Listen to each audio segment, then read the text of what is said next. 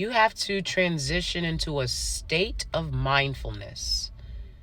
This message is for the people on autopilot that don't get it and don't know why they keep making the same mistakes over and over again, and don't know why, even though they want to feel healthier, be healthier, look healthier, they cannot get there. Sugar addiction is real.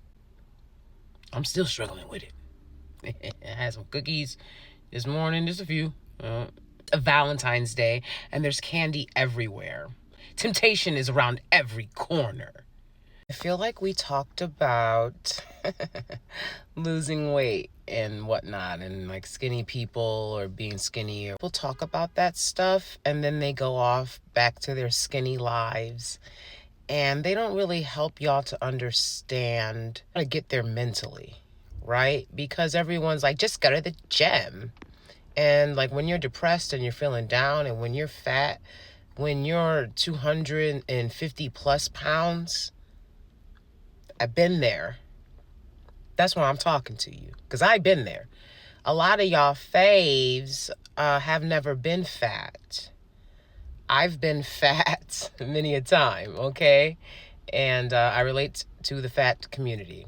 So I want to help y'all understand on a mental level how I've been able to lose weight and continue losing weight for the past 2.5 years. You can't heal where you were hurt, right? So the first thing you have to do to get your mental to a place where you can start making healthier choices for yourself and investing in yourself, which is the most important part of self-love, that so many people really miss out on. In order to begin your journey of healing and self-love, you cannot heal where you were hurt. So a lot of y'all still live with your parents, and you live around people who abused you growing up. You still live in your hometown. I get it. It's very hard to get out. So if you can't get out, then just listen to the next parts of my step.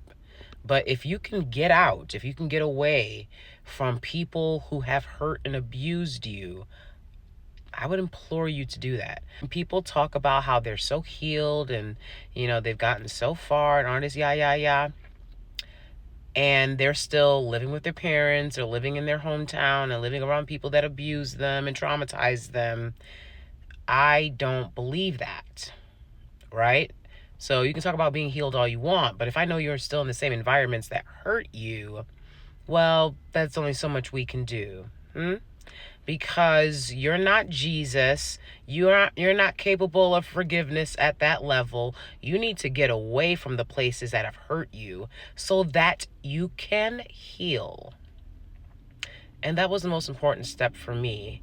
I was able to get away from a lot of the places and people that hurt me. Never one to leave a situation. I stayed in New York City over a decade, but it was time, to experience the West Coast. So luckily timing just worked out and I was able to do that. I said timing worked out. I didn't say it was easy.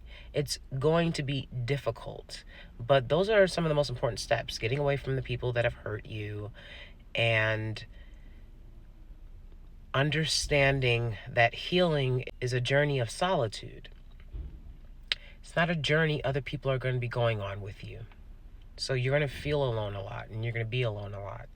And hopefully that'll help you to be more mindful and cognizant of what you're eating, putting into your body, and you can start your healing journey. We can get to this soft life. Okay? So it was in doing these things that I was able to, for the past 2.5 years, lose weight, continue losing weight, and get healthy mentally, physically. It was getting the hell away from people that hurt me, going no contact with people who just don't get it, studying psychology, studying philosophy, studying yourself, Knowing the enemy is half your battle. Oh, they can sit there and tell you all day, you doing this to me, you doing that to me. What about what you're doing to yourself? Are you aware of what you're doing to yourself? And a lot of people aren't. We need to get into a state of mindfulness. That's scary for the vast majority of people on this planet who are living life in autopilot. NPCs, okay? They're not going to switch. They're not going to turn on, okay?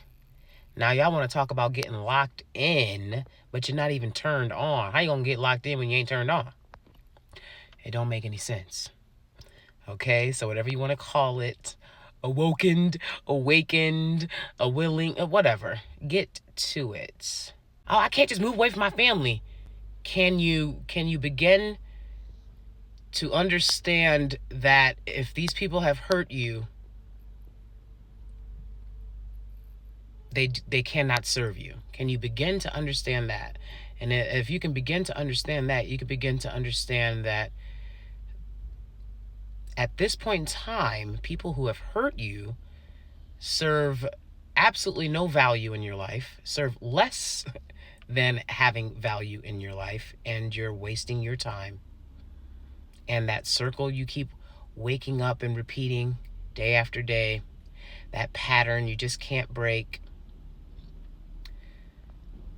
This is why. That's why, because you're still in the same mess.